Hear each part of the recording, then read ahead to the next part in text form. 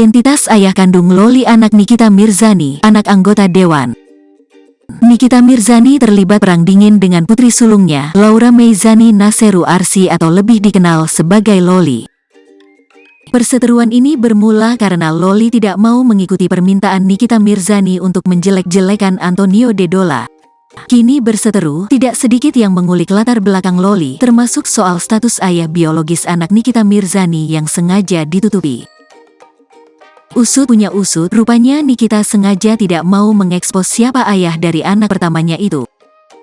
Sebab keluarga ayah kandung Loli memiliki jabatan mentereng.